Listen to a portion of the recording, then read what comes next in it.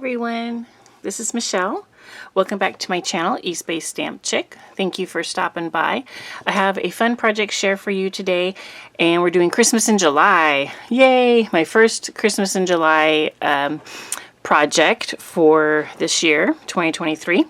And I want to show you a couple of cute folios I made and what I used to make them. So these are the folios, and I used this paper collection. This is from Hobby Lobby, and I lost the little insert that says the name of it, so I apologize. I was looking online to see what it was called, and I couldn't find it, but I know I did see this recently at my local store, so they do still have a few in stock. Maybe it's not going to be the current paper going forward for Christmas, so that's why it's not there online.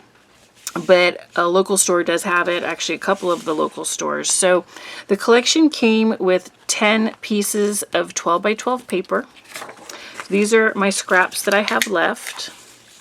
So I have enough scraps. There's a couple of good sized sheets in here that I could definitely make some cards, or maybe some type of folio that doesn't really have a lot of things to it.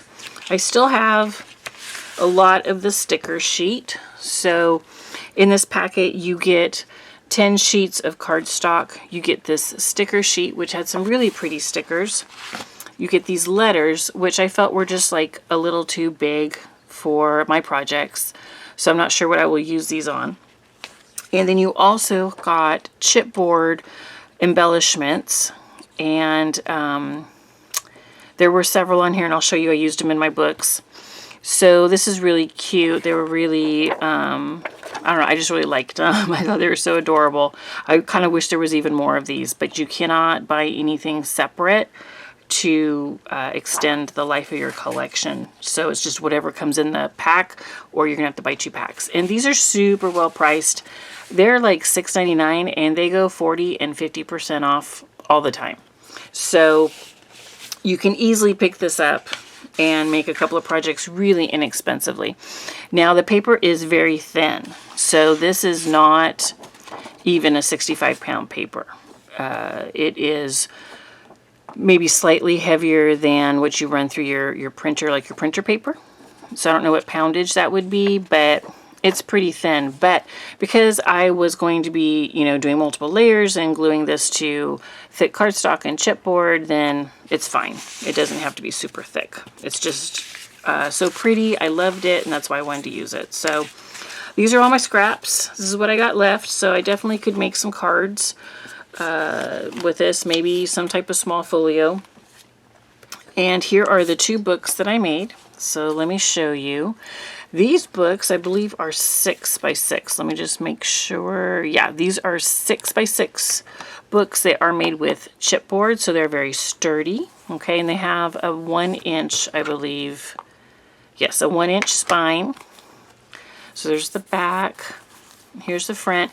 These are part of the chipboard elements that came. And then this is a sticker, and I basically just mounted that to 110-pound cardstock and used a circle die to cut that out. I used some oval dies from my collection in my stash to cut out the center pieces here. And there is silver right here that is framing it. And also I used silver on the mats going around. You can see all the way through. I used the silver. So this is on chipboard. It's wrapped in 65-pound paper. Then I have the silver mat, the patterned paper. So, I mean, this is really thick and sturdy, okay? And ribbon for my stash. So let's open this up. This book, let me move this out of the way. We have a waterfall over here with another one of the little chipboard elements, a cute little snowman. And it is magnetized, so that closes. And then you can add your photos. Now I decided to keep the little strips up here plain white. I just loved that. I felt it looked very clean. Sometimes people will include an additional strip of patterned paper across here, and I felt like that was kind of busy, so I didn't do it. But you can, of course, if you want to. I think with all the white, I just liked it to be more clean. And then I did, of course, put the paper on the back of this little tab. Okay, now this tab, I used a 1/2 inch gusset to close, which might be a little bit much. It probably only needed maybe a 3/8. I don't know if I could have got away with a 1/4 inch or not. My concern with these, any books that I do, is once you add in photos, if I did photos front and back, how thick would this get? Because it is 110 pound with this lightweight pattern paper on top. I just don't want it to become so thick that you can no longer use the magnet, or this is like really stretching and pulling to get over the top of it. Now on this side, I used a ribbon closure for these little flaps. So I thought they turned out really cute. Really pretty paper. And then that's my concern over here, is if you start adding photos, you can't add anything with any bulk, but just adding the photos, how thick will this get? Will it close well? I don't know. That's always my biggest concern with this type of book and flips here, flip pages. So that's one reason why I thought the ribbon closure would be great, because if it gets really thick, the ribbon's still going to be able to tie shut and close up this section, right? So it's a simple, really a simple little book, but it could be a really cute little gift. And I just loved the paper. That was like, I was in love with that paper. So I wanted to get the collection. So this is the second book I made, and it's pretty similar. Little bit, same papers, you can tell, but different on the front. Did use the sleigh ride sticker there, plaid, front and back. All of it still has the silver matting going around it. And so this one on the inside is the same thing, as far as like we did a waterfall over here, and it flips up. Really pretty. I love all the light blues and the white. It has the magnet. And then this side, I had forgotten to put the ribbon in, so I did a magnet closure. So this one page has a magnet. And again, I'm a little concerned, because I'm just wondering, once you add in your photos, if it will get too chunky for the magnet to close correctly. I don't know. So it's pretty tight. There is, you can see there is some room in there, so you definitely can add some things. So hopefully that'll be okay. But those are the two books. I just wanted to share those with you guys. So you can see they're cute little projects. They're just little 6x6 flip books.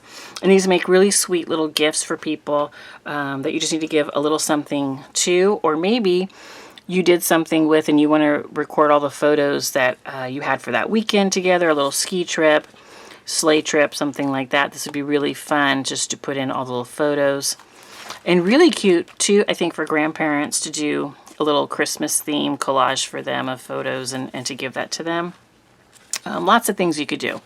So that's it for today. I just wanted to share that with you for my Christmas in July this year, and hope you like this. If you like this project, please give me a thumbs up, subscribe to my channel if you want to see more crafty inspiration, and leave me a comment. Tell me which book you liked the best, what you think. When you build your books, do you get concerned over how much space can you add in all the photos? Tell me your thoughts on that. And I'd love to hear your opinions. And that's it for today. And we'll be back with more Christmas in July. All right. Thanks so much. Bye-bye.